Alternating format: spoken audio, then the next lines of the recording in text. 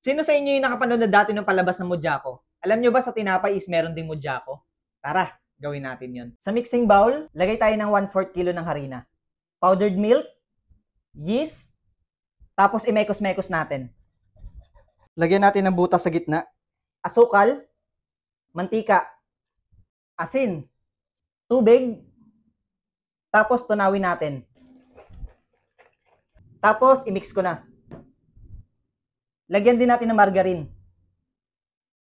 Masahin natin dito para mas mabilis. Lagyan natin mantika para hindi didikit. Masahin lang hanggang sa kuminis. Ito na, napakinis na natin. Lagay natin dito, tapos takpan muna natin, paalsahin natin ng 1 oras. After paalsahin, cut na natin. After natin makat, bilugin na natin. Papaalsahin ko lang ng 5 minutes, tapos isasalang na natin. Sa kawali, painit tayo ng mantika. Mainit na yung mantika, salang na natin. Pero wag natin susunugin, yung hanggang sa magbabrown lang siya. Bali-balik ta rin lang para pantay yung pagkakaluto. Pwede na to. Hanguin na natin. Para sa pang-coating natin, gamit tayo ng skim milk.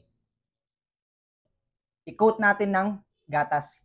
So ayan, na-coat na natin ng gatas. Meron na tayong Mojako Donuts. The perfect bite.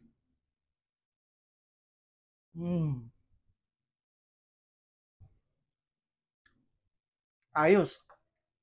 Malambot. Hindi sobrang tamis.